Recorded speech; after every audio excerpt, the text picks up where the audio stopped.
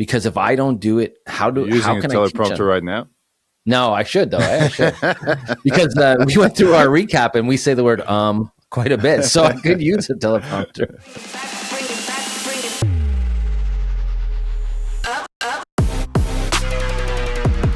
All right, welcome to the latest episode of Game Day Glare. I'm Lance. I'm with E. This is the podcast for sports videographers. How you doing, E?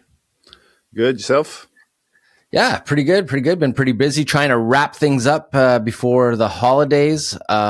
This will be our last episode of 2025 because we're going the next weeks after is like Christmas and then New Year's Eve, and we won't be posting on those days because E's going away on vacation, you know, and and I'll be taking some time off too.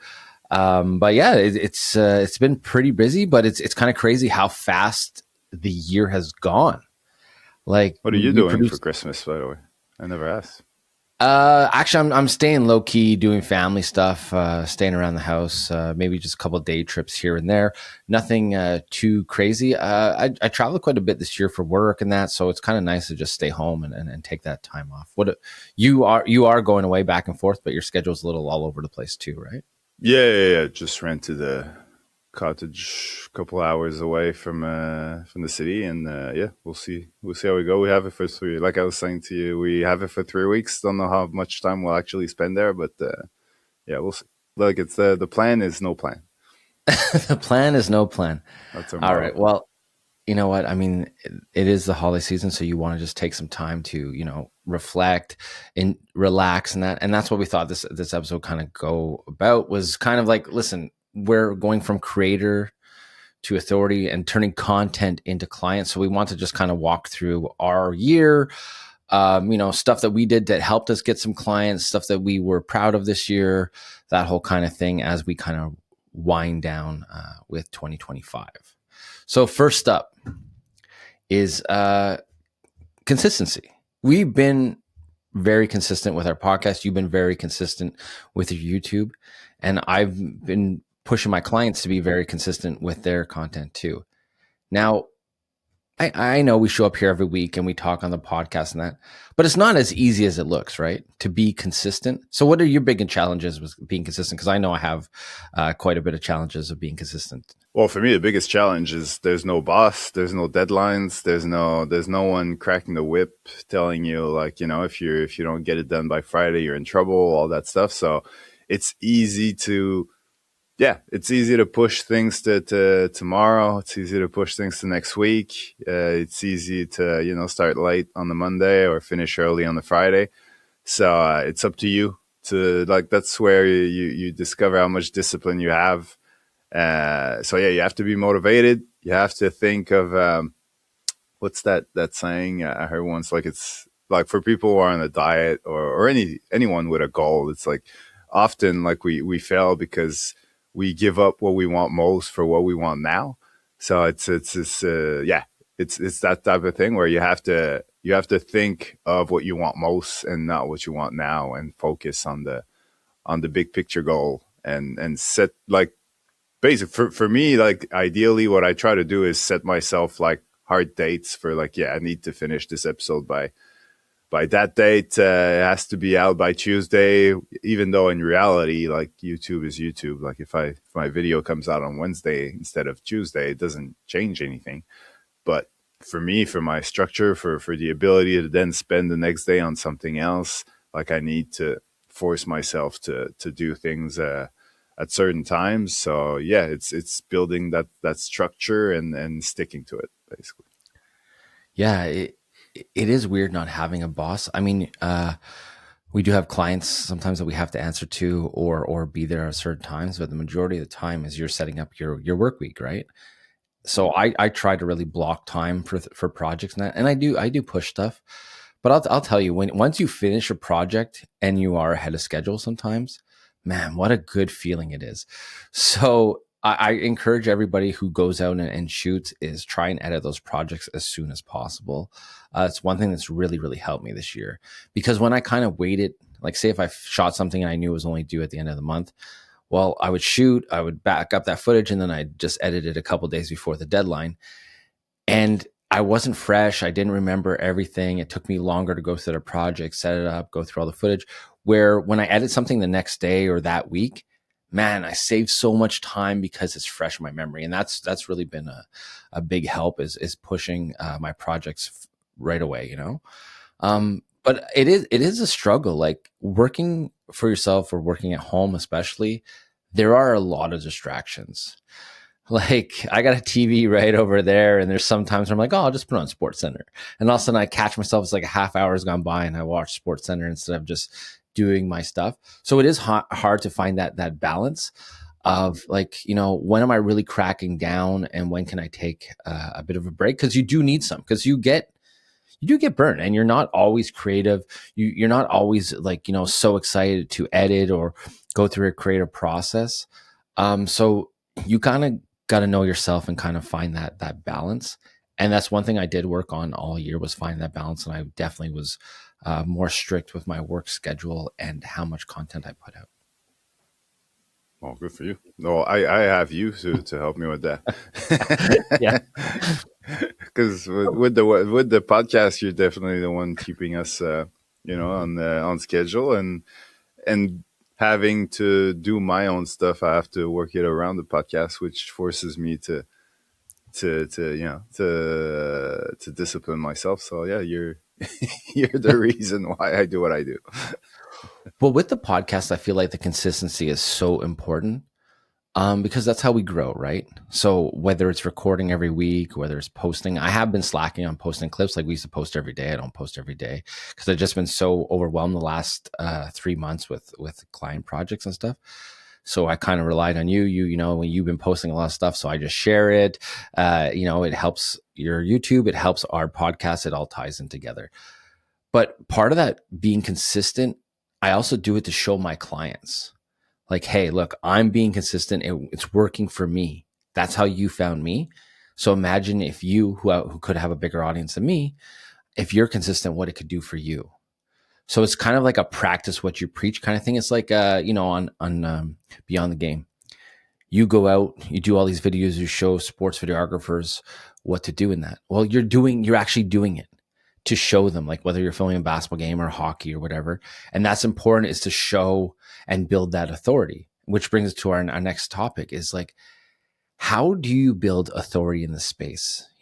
It's not like, it's tricky, right? You can go and get hired to film an event and you do this beautiful recap.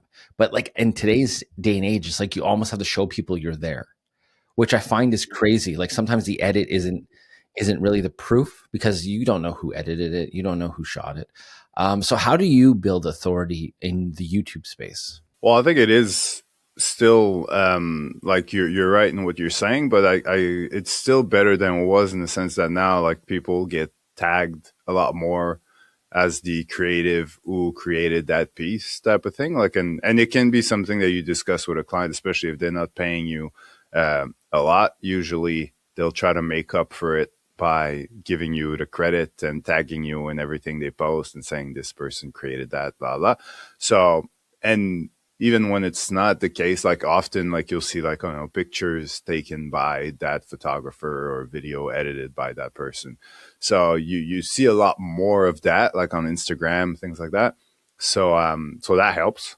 But if you don't have that type of visibility, because, like, whether you're working for clients that don't get that many views to begin with, or you're doing more like internal stuff that doesn't necessarily end up on social media, then yeah, it's up to you to either post those videos on your own channels, if you're allowed, or create like behind the scene content. And I think it's like a mix. Like, ideally you get a mix of both. Like, you basically get tagged in their stuff, and if you don't, or if it doesn't give you enough visibility, then you post it on your own channel, saying this is what I produced this week for that club, and things like that. And if you can, on top of that, create some behind the scenes. Doesn't have to be complicated. It doesn't have to be like a day in the life and like a full on edit. It can just be, while you're filming, you just, whip out your phone and take a photo of yourself on the camera and say, hey, today I'm at this arena shooting that game.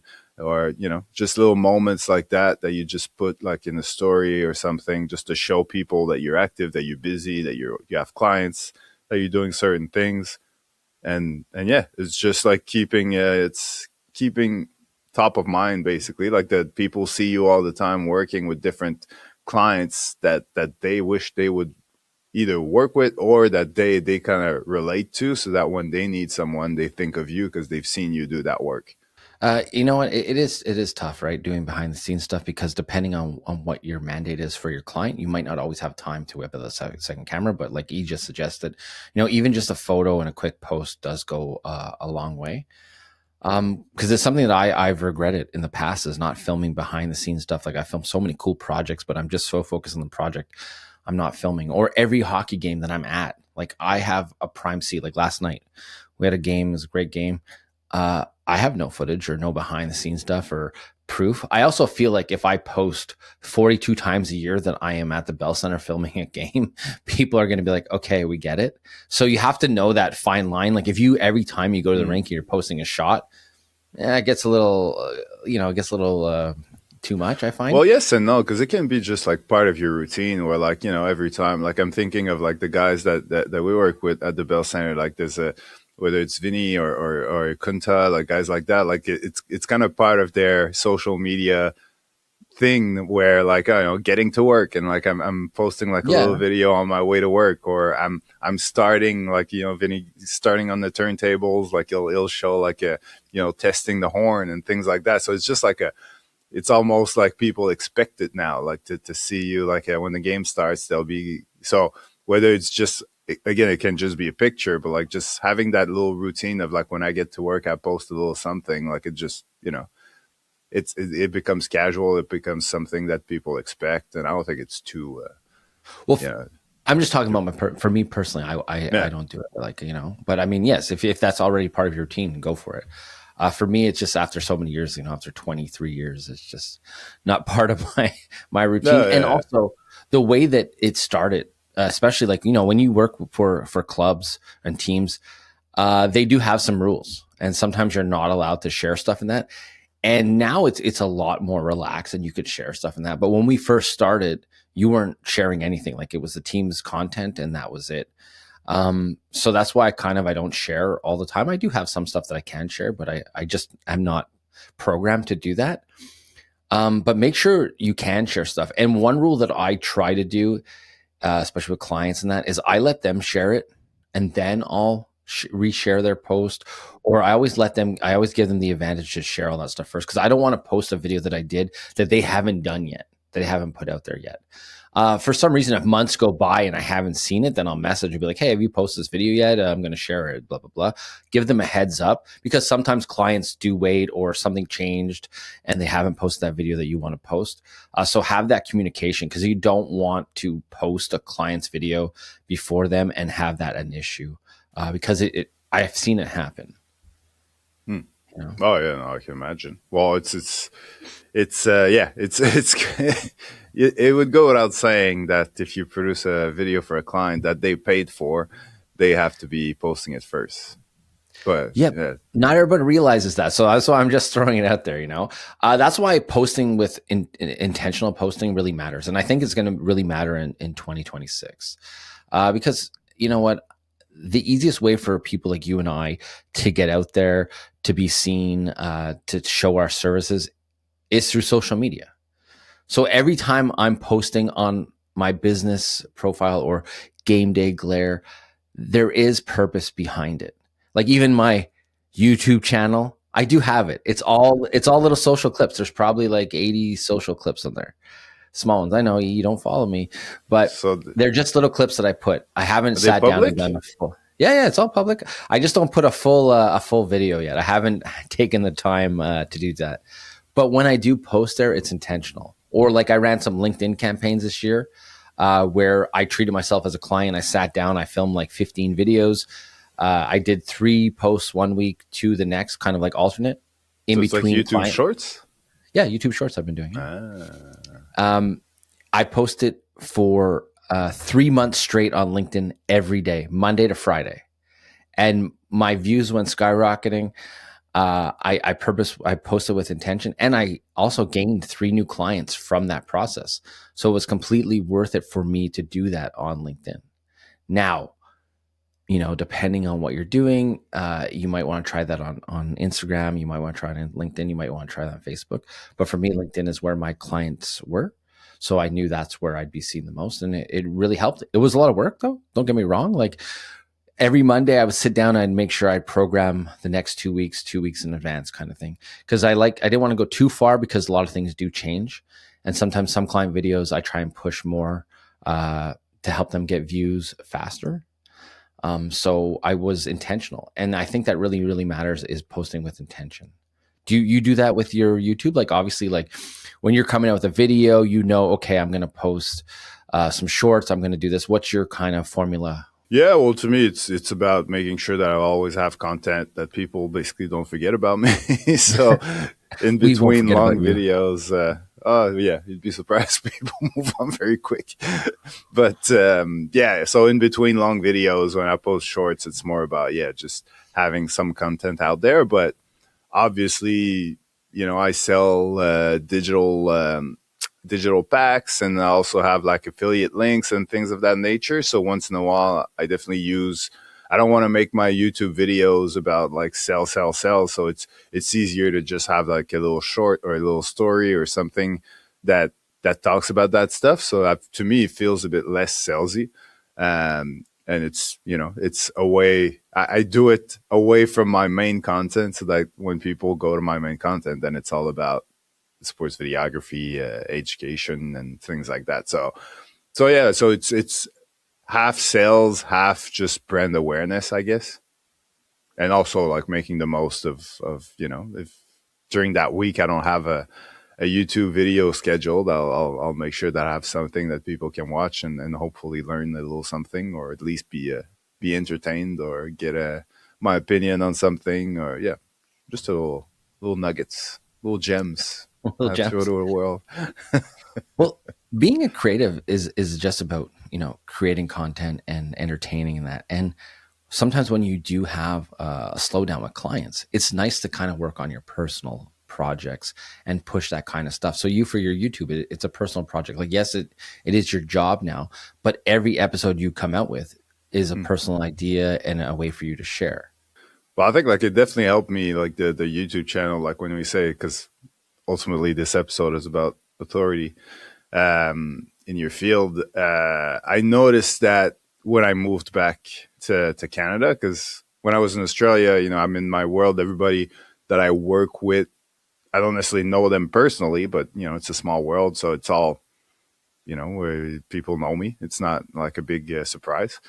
But when I moved back here and I like reached out to go film at a basketball game or a football game and stuff like that, like either people knew me from the YouTube channel already, so they were excited to have me, or they would go to my Instagram or YouTube and stuff and go like, oh yeah, okay, this guy knows what he's doing. So yeah, having him come in and share his footage with us is definitely a plus. It's not like, oh, because speaking with one of those people who let me come to their games, like he was saying, like they were happy to have like a lot of young kids come in and just work on their portfolio and stuff. And the idea is that, they can potentially share footage and use some of their content, but like these keys arrive and they have like a budget camera with a 50 mil, kit lens. And it's like, what are they going to capture at a football game that's going to be that great? In comparison to what we do with an FX6 and a 70 to 200. So it's like with me, they're like, oh yeah, with this guy, we know we're going to get some footage that we're actually going to be able to use in our game recaps and things like that. So it's just like having enough out there that people can watch and say like, oh yeah, this person is going to be able to do the job that we need them to do, or is going to bring value to what we're doing, whatever it is. Exactly. Your social media is now your CV, so share your client videos, share your videos, share your behind the scenes. Because like I have a website, but most Geez, you clients have will a just check YouTube channel, a my web. website, You don't know all that LinkedIn. stuff. Yeah, but Hey. most clients just go to your socials. Like I have the website in case, but when I have a one on one with a client for the first time in that, they don't really check my website because I'll check after I see the traffic. I see like, okay, they went to my Instagram, they went to my LinkedIn, they went to my Facebook. The website's one of the last things. It's still good to have, but you have to know where your clientele is going, and that's where you want to push your videos. Um, and like how you said, building authority. That's what I worked on this year, was building authority. Like my LinkedIn campaign. When people go on my LinkedIn and you see me doing talking head stuff like this, well, that's what I expect out of my clients. That I help them script, I help them get comfortable on camera, bring a teleprompter, bring all that stuff.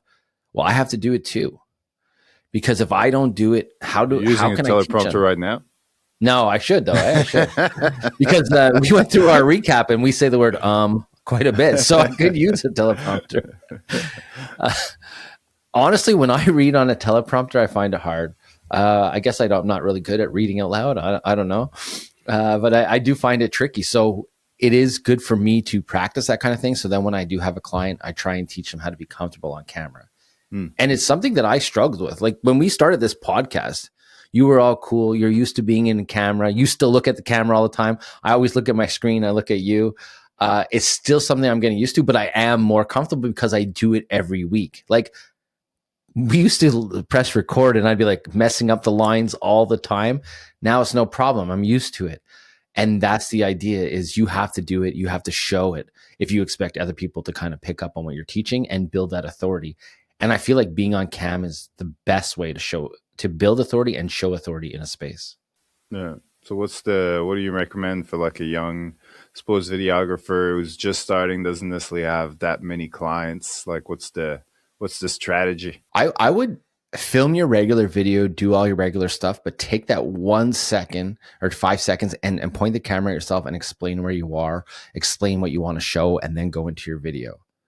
I think that's a good way to start. Now, I think you can evolve off that and show your steps, or explain why you're somewhere and all that. But start talking to the camera, because it's not a natural thing to point a camera at yourself and just have a conversation all to yourself. Like for me, the podcast works because I have you. I'm actually just talking to you. Like you and I talk the same way. The other day when you were over, we were talking the same stuff just on my sofa instead of in front of a camera. So that's where for this, the podcast is easier for me. When you leave and I just do my LinkedIn stuff, yeah, it's awkward. I find it strange. Like I feel like I'm just talking to the camera. So I have to switch my mind and pretend, no, I'm talking to the person I'm trying to reach. And once I've switched that mindset, it really helps me because I know I'm not talking to a camera, I'm talking to a person. And that's what helps me. And that's what I try to get my clients to tell too. Like when we're doing like brand stories and stuff like that, like I tell them, explain it to them what your company is about. Explain it to them why you love it working here, why you're so invested. I know it's a camera. I'm like, look past the camera and talk to me. Explain to me your process. Explain to me why this is such a great place to work. And when they do that, I get some great footage. I get some great content. But the second they look at the camera instead of me, forget it. You could see it in their face. They're scared. And if you're not used to it, it is scary, especially we're talking or putting all this stuff and then we throw it online. And we notice like when you put stuff online, everybody has a comment, but no one knows what it's like to go through and create the content. It's easier to comment on the content than to create the content. But it's like typically when it's this type of content, like especially like educational stuff, like you don't No, it's get not as that much hate as like when you like. I think the people who get more hate are like people who entertain and they're trying to be funny, they're trying to be like, and that's when usually people, I don't know why, but tend to comment and yeah, try to be smartasses and stuff. But when you're doing like educational content, unless you're making like obvious mistakes and you just look like you're trying to be the authority in something you clearly know nothing about, like unless you're doing that, usually people are pretty cool. That's what I find. Yeah. Because I made that transition. I went from like making like videos about sports where it was mostly about the athletes and things like that, and then you'd get hate about the athlete or about the direction of the video or things like that. But as soon as I started making educational content, like there was a shift, like a drastic shift, and now it was questions and thank you, I needed this and all that sort of stuff, which never happened when it was more like entertainment. there is something rewarding in giving educational content. Like, it is nice, even when we get comments and questions on our Game Day Glare socials and that. It is nice being able to help someone and point them in the right direction, because we were once that younger version, where we didn't know everything. We still don't. I'm still learning stuff every day because it's forever evolving. But it's the experience that we have now that we can help pass on to other people that I find is really nice and rewarding. Uh, because I've gone to plenty of interviews or plenty of sports shoots where things went completely wrong, and I had to scramble and figure out ways to make it work, and I got through it. And when these young videographers reach out and they have these issues, it's like, buddy, don't worry, it's not the end of the world. We're not doctors, we're not saving lives. You missed that goal, you missed that touchdown, it happens. It's fine, you'll be okay. The next time you shoot a sporting event, you'll make sure that you capture that. You'll make sure that you don't have that same mistake, or you'll bring an extra battery or whatever, an extra cam if for some reason yours overheats. There's always going to be issues. So as you grow, you just learn how to handle those issues a little bit better. And I think like a good way to build that authority is like doing something as simple as like a Q&A, or more like a what's it called, AMA, like Oh Ask yeah, Me yeah. Anything. Like those type of stories or videos or things like that. Like it shows that you're there to, you're not a gatekeeping, and you're happy to answer questions and help others, and usually that it helps more in the sense that like it's probably other people like you that are going to watch this, not necessarily clients. But if clients, without necessarily like listening or watching the video the whole way through, like if they see that people are actually asking you questions and trying to learn from you, it sends a message that you definitely one of the best at what you do. When I was younger, I worked with a lot of different people in the industry, and there were some people who gatekeeped and were afraid to share information. And I made it a point when in my career when I started to share as much as I knew and absorb as much as I can. No matter what shoot I am on, I always try to be just part of the shoot and not like it's my way, because everybody know you can learn something from every person you meet. And I feel like when you do that and you go with that approach, it makes your shoots, first of all, more fun and more memorable, because you will remember things from people and that. And I'm still learning stuff every time I go on a shoot. Like, yes, I know how to set up lighting. Yes, I know I'm very confident in my setup and how everything is going to run that day. But sometimes you have an assistant or you meet a new sound guy and he shows you a little trick. And I'm like, oh, I didn't realize lapel to loop it this way. It's so much easier. There's always something you can teach someone, and there's always something you can learn. So it's something I do every time, and I think it's a really good suggestion for people out there. Like, go into these shoots open minded. Now, we'll kind of switch back off to this year. Uh, so, do you have any moments that stand out this year for you that help lead to new clients? Good question. Not off the top of my head. Like something related to like obviously coming from my, I'd say like the one transition that comes to mind is more like people watching my YouTube videos and then hiring me for my mentorship program.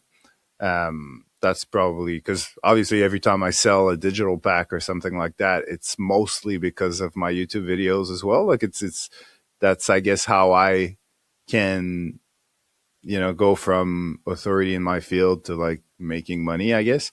But yeah, I think it's more it's a little more when it's like for a mentorship or for like a one-on-one session, something like that. It's a little bit more obvious that someone watched my video and was like, oh yeah, I want to learn more from that guy, or at least he can help me figure this and that and figure this out and help me get better at certain things. So yeah, I do get that. Well, especially since that my VIP coaching program is pretty recent. Like it's only been available for I don't know how many months, but definitely less than a year. So yeah, I had 3 or 4 clients so far doing that. So yeah, that's probably the transition this year that I like, because it's a good thing as well to be able to from watching a video, going through me spending 3 months with you, coaching you, trying to help you, and see the progression. That's it's not about the money, it's about the it's But about the but journey. And but yeah, no, it is what's the word, like, not rewarding, fulfilling, no? but yeah, Yeah. rewarding to see the growth in people. So I had a different experience. I was hired by a client to film this conference, and it turned out I go to this conference. It's all VPs and CEOs and all that. And my whole mandate is to do these recaps and testimonial videos throughout this conference. So I was so fortunate because every day those VPs, those CEOs saw my work firsthand because I would start off every conference with the images I captured the day before. And when I left that conference, I made so many connections that it led to some new clients. It led to way more conversations because not everybody was ready right away. Just because you met me and you thought maybe, having video to showcase your company, and that was a great idea. It didn't mean you needed it right away. Um, but that did lead to, new friendships, new connections, and definitely a couple new clients. So that was a big turning point for me to realize, like, hey, when I get in front of people, make the most of it, because that does open a lot of doors. And it also, puts a little pressure on me too, that every day I make sure that I have an amazing video to show them, which isn't always easy, right? You're filming all day, you end late at night, you run back to your room, you rush and edit together so they have in the morning, and you repeat all over again. It was challenging, but that grind really mattered because it led to a lot of new clients and a lot of new connections. And honestly, the connections are worth more to me than the new clients sometimes, because people in that field can always refer you to everyone else, and that's a huge compliment when someone refers you and you end up getting a new client because someone referred you, because it means someone else believed in you. Yeah, yeah, yeah. We'll always say, like, when you're producing videos, like, always produce your best content, because you never know who's watching. Like, that's the beauty of what we do. Is like let's say you're you're working in, I don't know, you're renovating houses and stuff like that. Like, not that many people are going to see your work. But if you're making a video that's playing online, like, you never know who's going to see it, or if it's at a conference or something like that. Like, there's a lot of people with eyeballs, like, focused on your work. So you have to make sure that you do your best work, because one of those people might be in the same place that that client was and looking for someone, and then seeing your work and saying, this is exactly what I need. So who did that? I want to meet him. Exactly. And especially when they see your work firsthand, it's like, yo, you don't need a CV, you don't need anything. They know who you are, they know what you can do, and it's like, then you just got to find out how you can work together. Now, do you have any memorable projects from the last year that kind of stick in your mind? Like, we did actually, you and I were very lucky. We did a couple of cool things together this year. Like, we did the Alouettes, the planes fly by when I had to jump on the roof. We had our Florida trip. Anything like that sticks out to mind on you that you kind of did on your own or together with me? If you want to, Well, you pretty talk much about me, named it you too. can. No, I mean, hey, there's more to it. There's more to the story. I didn't say the whole story. No. Oh, but I don't know. The other projects. Actually, you worked at the Bell Center quite a bit with me too. I got to see you quite a bit at the Bell Center this year. That was kind of fun too. Walk you through Yeah. the hard bodies and all that. Get some coffee like we used to in the old days. Yeah, no, yeah, no. Well, yeah, there's definitely the Bell Center stuff, the bigger events as well. Like, it was fun. I worked on the draft as well. That's something I've never done before. Yeah, for me, it's just a variety. To be honest, it's not like there's one big event that was uh, a huge accomplishment. Like, I tend to not necessarily see those moments for what they are, like, in the moment, and maybe, like, in retrospect, like, yeah, it was a bigger thing than I realized when I was in it. But for me, it's more the variety, like having the opportunity to be able to do, like, football one day and basketball the next and hockey after that, and being like, I did volleyball this year, which I hadn't really done before. Yeah, so I like the opportunity. Like, and it's funny, I've been talking with because I've never skied ever in my life. Like, I've never, Okay. like, been on skis, and I might do this over Christmas when we go to that cottage. So if I do, and I'm actually not that bad at it, like, my barber he's like a snowboarder that's filming himself. Like every time I go get my hair done, like he's talking about, like he's showing me his videos, and we follow each other on Instagram, and so yeah, so he's like very excited about the idea that I could be good enough on skis so that I could film him. And I'm actually like, it would be cool for me like to do something that's different that I've never filmed, like, you know, snowboarding and jumps and all that sort of stuff. Like, so I would actually be into it, like be able to film that stuff and find out what's the best way to do it and make videos about it. And then, so yeah, so it's all like, for me, it's more about discovering new things and trying out new things and getting into new sports and things like that. So I have a whole bunch of mini DVs of me snowboarding because I used to do that. We used to snowboard back when I had two good knees. We used to leave the Bell Center and go right to Bromont, which is about 45 minutes from the Bell Center. Uh, it's challenging filming and being on your board or skis, but it is fun. It is fun, and you'll get some great shots. So if you want some practice footage, let me know. I'll crack out those mini DVDs and I'll send them your way. But it's definitely cool to learn how to ski now. I mean, at an older age, just be careful, okay? I don't want you hurt. I need you for the podcast. Yeah, exactly. Um, for me, What about you? reflecting on this year, I mean, I'd say like the Orlando trip that we went on to was probably my biggest accomplishment, and it goes more behind. So back to that conference I was at, where I met all these CEOs, VPs, and all that. I made connections. My idea was, okay, all these people need content, and there was this big trade show. I pitched 15 people, and I got 7 replies, and we had 7 clients, and it was able for you and I to actually work together. You know, we both went to Orlando. We were there for what? I was there for like 8 or 10 days. You were there for 5 days with me, I believe. And you know, we did like 65 videos. We had crazy days. But what I take back from all that isn't just like, you know, working for the clients and delivering all that. It kind of reminded me of the old days when you and I used to share an office. Like we were back to back, you know, had our laptops, we were working, we're having a beer, we're talking, we're no stress really. Like we just kind of just got the job done.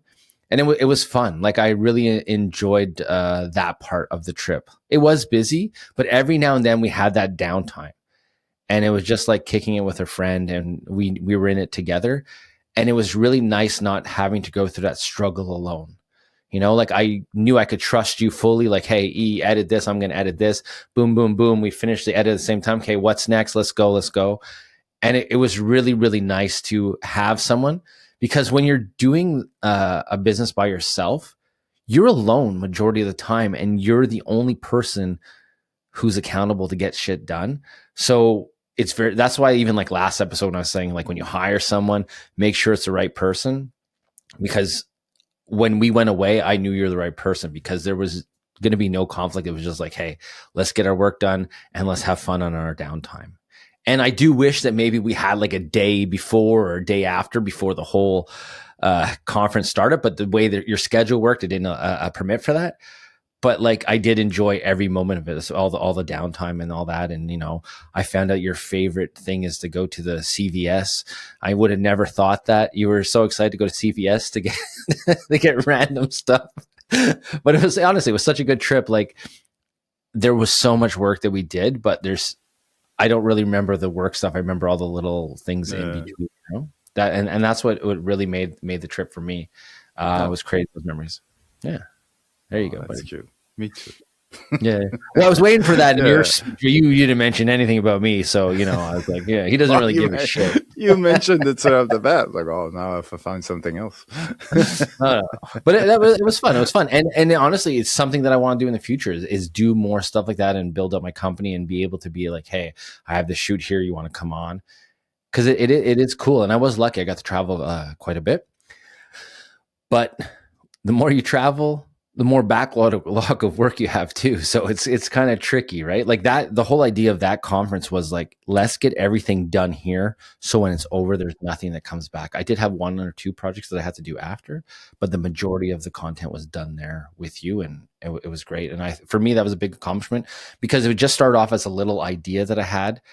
And honestly, I thought like people were going to just shoot me down, but like within the first week, I had like 6 clients signed, and then I had another one jump on. I had one fall off last minute, and I had another one jump on, and it all really worked out. So There you that go. was a big accomplishment for me this year. That's why you're an authority in your field. Yeah, well, I try. I try. To be honest, I really just try not to sell a video. I try and sell experience, and I try and get results. And I think even for sports, if you get hired by a team, don't look at it like, hey, I'm here to film their recap.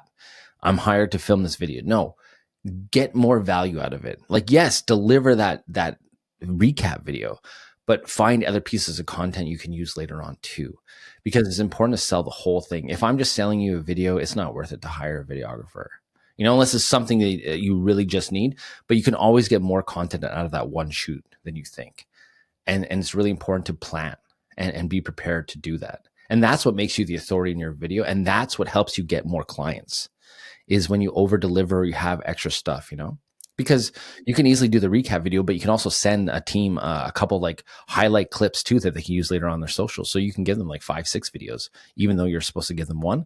And then that's how you stay top of mind too. Like, oh, when I hired E, actually he went above and beyond, and look at the 3-point shot that he had edited. That clip went viral. Like, that's how you get those chances. Is that Happy it? I New think. Year. Yeah, that's it. Like, we're done for the year, man. I can't believe how fast 2025 went. It was like January has like 46 days in it, especially in Montreal. It's like the worst month ever. It's so cold. You don't want to do anything. Then all of a sudden it's June, and then boom, it's December. And it's like, where did the year go? I don't know if it's about getting older that the years just go by faster. You sound very old right now. But it's true. Like, I feel like this year flew by. I don't know. That's just my own opinion, and I hope for you guys out there listening that I hope your year went very well. I hope you learned a lot of stuff. You got to shoot some cool things, and every year just keep on stacking those days and improving and building up your authority. And that's the whole point, right? Is to build up your authority and get those new clients and showcase what you can do. If anything, come back even bigger and stronger next year. How about you don't have a rhyme? Do you have a rhyme for today to end? You don't have a rhyme to end today's episode? No, that's your job. New year, new you. You're the poet. Not the poet.